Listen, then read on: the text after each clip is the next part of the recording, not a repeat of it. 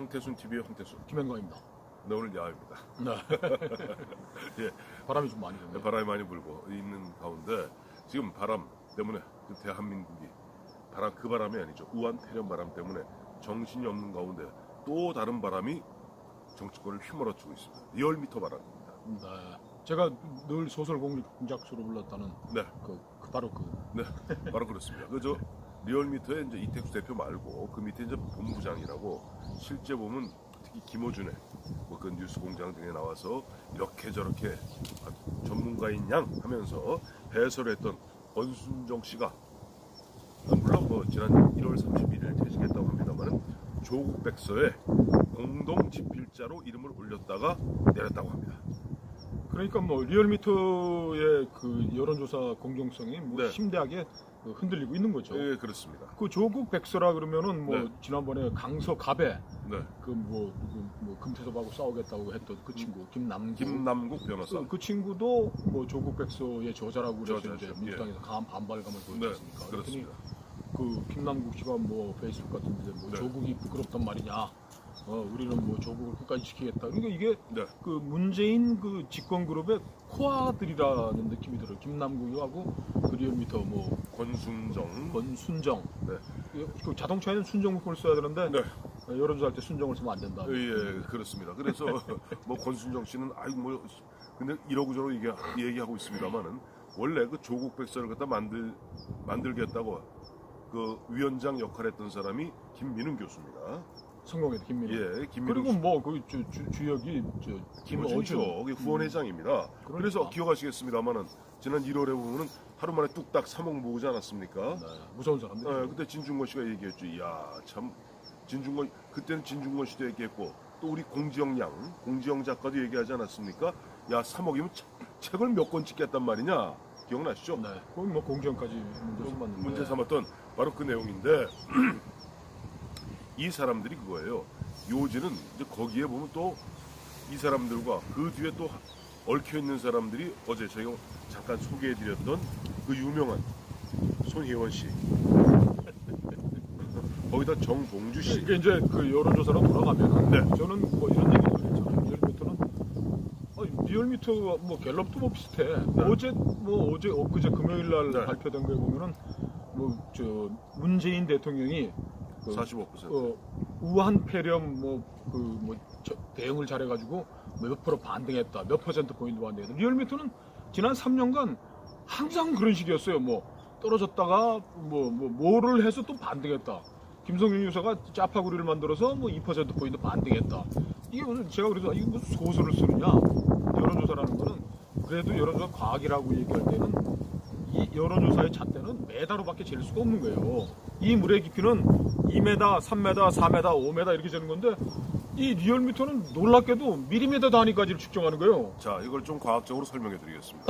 우리 보면 95% 신뢰 구간에 네. 플러스 마이너스 3.1% 표본 오차라는 걸 둡니다. 그건 뭐냐니까 플러스 마이너스 3.1이면 더하면 6.2가 되죠. 그렇죠. 그 6.2의 범위에서는 똑같다는 얘기예요. 그러니까 예를 들어서 문재인 대통령의 지지율이 지난주에 42% 나왔다가 이번에 46%가 나와도 4%포인트 아니에요? 네. 같은 거예요. 그게 반등이고 자식할 게 없습니다. 그래서 그게 과학이에요. 그렇게 엄밀할 수 없다는 걸 우리가 네. 다 아는데 리터 지진계로 진도 3, 4 이런 건데 이렇게 리얼미터는 3, 4도 잘 못 재는 그 기구가 3.45 오늘은 진도가 3.45 내일은 3.47 이렇게까지 잰다고 자랑을 하니까 제가 도저히 이건 믿을 수도 없고 그랬는데 리얼미터의 부정확성이라는 게 가끔씩 KBS, SBS, YTN 이런 데서 돈을 많이 들여서 대한민국에서 탑5, 탑10 안에 드는 여론조사 기관하고 조사를 해보면 대통령 국정수행조사가 30%포인트, 30% 초반, 중반 이렇게 띄엄띄엄 나온단 말이에요. 그렇죠. 1년에 서너 번 예. 잘 조사하면. 네네. 이거는 200만 원, 300만 원 드는 게 아니고 2천만 원, 3천만 원 들여서 전화해서 조사원이 전화를 해서 이렇게 하고 있는데 참 리얼미터 나중에 봐야 되겠지만 집을 봐야 되겠지만 이게 선전선동의 도구로서 했었다고 저는 지금까지 주장했어요. 이게 무슨 여론조사냐 소설 공작 소식 했는데 이런 권순정 씨의 이번에 그 그 조국 백서 그 공동 집필자 제 파트까지 있더라고요. 어느 부분에 이 제목까지 사람은 다 파트가 정해놨어요. 뭡니까? 지난해 8월 며칠부터 그만두던 10월 며칠까지의 여론의 추이 이런 거 있지 않습니까? 그런 걸 갖다가 해당 부분 파트까지 이미 그 백서에 자기 부분 할당이 돼 있는 사람이에요. 그런 상태에서 보면 멀쩡하게 나와서 리얼미터 본부장이라는 미명으로 앞서 말씀하셨던 대로 이런저런 해설을 달았던 겁니다. 저희도 뭐 여론조사 해보기도 했고 네.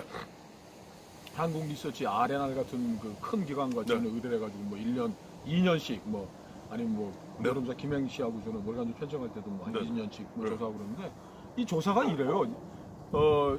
KBS의 의뢰로 네. 한국 갤럽이 하는 조사입니다와 네. KBS 의뢰로 한겨레 신문 의뢰로 갤럽이 조사하는 겁니다.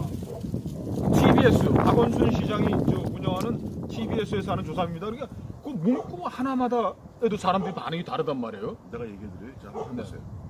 네, 한국 갤럽입니다. 네. TBS 박원순 시장님이 하시는 그 네. 그렇습니다. 네. 안녕하세요. 한국 갤럽인데요. 네. 저 한겨레 신문에서 이번에 대통령 국정 수행에 대해서 또 한 번 더 해봐. 조선일보에서 지금 한국 갤럽 의뢰로 지금 하고 있습니다. 예, 그러세요. 수고하십니다. 네. 이렇게 되는 거예요. 보수 유권자들은 물론 진보 유권자는 반대겠죠. 그래요. 우리가 네. 본부장 한 사람이 그런 했다고 해서 네. 그 전체 여론조사를 뭘 할 수는 없지만 우리가 지난 문재인 정부 출범 이후에 우리가 가졌던 의구심에 대해서 늘 우리가 애청자님들한테 도대체 이거 장난이냐? 국민들 시정에서는 그리고 KBS 이런 큰 기관에서 많이 돈 들여서 제대로 한 조사에서는 30대 초반 나오는데 여기는 40대 중반 떨어졌다가 큰일 났다고 그러다가도 한 주 지나면은 갑자기 김성윤 여사 짜파구리 아니지 앙천대소 하고 난 이후로 그냥 짜파구리에 돼지고기와 대파를 넣고 나서 지지율이 2% 올라갔습니다. 이렇게 되겠죠. 그래서 이제 우리가 그러면 네. 왜 리얼미터라는 자본주의도 열악하고 이렇게 참여하는 분들도 좀 이렇게 조사의 중립성 예. 심하게 훼손할 수 있는 사람들이 하는 이런 게 악화가 양화를 구축한다 그러잖아요. 네. KBS를 조사하면 제대로 나오는데 왜 리얼미터는 이렇게 나오느냐? 이거는 또 우리 사회 전반에 이렇게 하면 또 리얼미터 잘못했다는 해놓고 리얼미터 책임을 면해주려는 게 아니고 우리 사회 이런 면에 제가 KBS 후배들한테 이런 얘기를 했어요. 국장급 되는 친구한테 야 니들이 국정지표 조사를 KBS가 좀 해라. 한 달에 한 2천만 원 들여서 1년 해봐야 2억 4천만 원인데 KBS 예산이 많지도 않고 문화공보부에서 예. 아니면 공익광고 예. 이런 데서 받아가지고 하면은 2억 3억 확보하는 거 괜찮지 않아? 니들이 해놓으면은 엉터리 ARS 돈 안 들이고 하는 것들 그 조사가 과학이라고 들고 나와가지고 선전선동하고 그러는데 KBS 니들이 좀 해라. 그래도 그 친구들이 그래요. 형님 대통령 국정 수행 지지도 23% 난도 매주 한 달에 한 번씩 하면 대통령 청와대 되게 좋아하겠습니다. 이게 정치권 청와대 정부가 과학적 조사 결과에 대해서 이걸 왜곡시키고 하는 본능이 너무 강한 거예요. 이거를 과학적 지표를 바탕으로 뭐 좀 해줄까 아니고 또 청와대에 있는 친구들이 리얼미터 받아보고 아이고 지난주에 대통령 지지도가 이미 20대 후반인데 기억 안 나요? 45 나오는데 좋아가지고 아니 기억 안 나세요? 지난 12월 달인가 지난 11월 달인가 그 당시 민주당 이해찬 대표가 얘기하지 않았어요.